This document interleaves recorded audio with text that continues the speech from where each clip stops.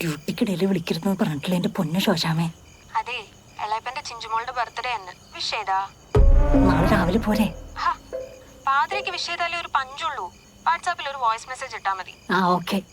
നമ്മുടെ ആധാർ എളയപ്പന്റെ കയ്യില, മറക്കണ്ട. ശരി ശരി, നീ ഒന്ന് വെക്കോ. എളയപ്പാ, ചിഞ്ചുമോൾക്കേ എന്റെയും ശോശാമ്മയുടെയും വക ബർത്ത്ഡേ വിഷസ്. ഉമ്മ ചിഞ്ചുമോൾക്കാണേ. എളയപ്പൻ സമയമുള്ളപ്പോ കൊടുത്താൽ മതി.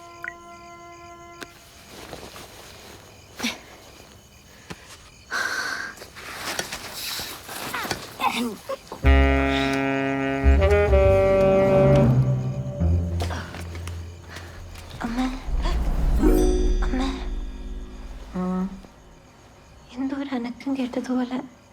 മിണ്ടാതെ കിടന്നുറങ്ങടി. നമ്മുടെ സ്വർണ്ണൊക്കെ ബാങ്കിൽ ലോക്കറിൽ തിരിച്ചു കൊണ്ടുവച്ചാൽ മതിയായിരുന്നു. ലോക്കറിനേക്കാൾ സേഫായിട്ടാ അതിവിടെ ഇരിക്കുന്നത്. അതേതാ ലോക്കറിനേക്കാൾ സേഫായ സ്ഥലം? താഴെ അടുക്കളയുടെ അടുത്തുള്ള സ്റ്റോർ റൂമിൽ അരിയിട്ട് വെച്ച പാത്രമില്ലേ, അതിൻ്റെ ഉള്ളിൽ പൂഴ്ത്തി വെച്ചിരിക്കുക. ലോകത്തിലൊരാൾക്കും കണ്ടുപിടിക്കാൻ പറ്റില്ല. അമ്മേ സമ്മതിച്ചു. എന്നാ കിടന്നുറങ്ങ.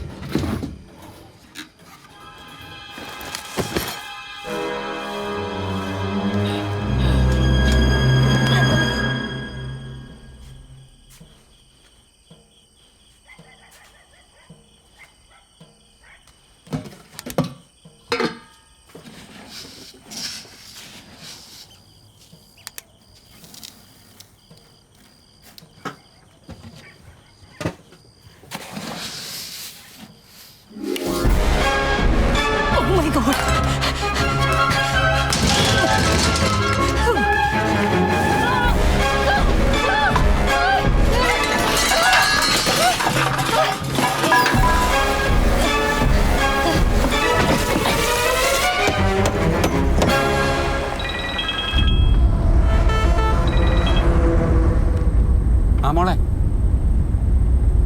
ആണോ? അത് ശരി. ഞാനൊരു പാർട്ടിയായിട്ട് എയർപോർട്ട് പോയിക്കൊണ്ടിരിക്കുക. അവരെ ഡ്രോപ്പ് ചെയ്തിട്ട് പെട്ടെന്ന് അങ്ങ് വരാം. മോള് ബോബി സാറിനെ കൂടെ ഒന്ന് വിളിച്ചു പറഞ്ഞു. ബോബി അങ്കിളിനെ വിളിച്ചോ? ആ അങ്കിളിപ്പോൾ എത്തും. Okay okay. അയ്യേ, വെറുതെ എന്തിനാ മോളെ ആളുകളെയൊക്കെ വിളിച്ചെടുത്തണത്? പറ്റിപ്പോയി, മാപ്പ്. ഓ എന്ത് പറഞ്ഞോ, തുറന്നിട്ട് ആ സെക്കൻഡിൽ ഞാൻ സ്ഥലം വിട്ടോളാം. പിന്നെ ഈ ഏരിയ കാണൂല. ചേച്ചിക്ക് ക്ഷമിച്ചൂടെ? ചേച്ചി പറ്റും. ക്ഷമിക്കാം. എന്നാലും വിളിച്ചു പറഞ്ഞവരൊക്കെ ഒന്ന് വന്നോട്ടെ. എനിക്ക് ധൃതിയൊന്നുമില്ല, ഞാൻ ഇവിടെ വെയിറ്റ് ചെയ്തോളാം.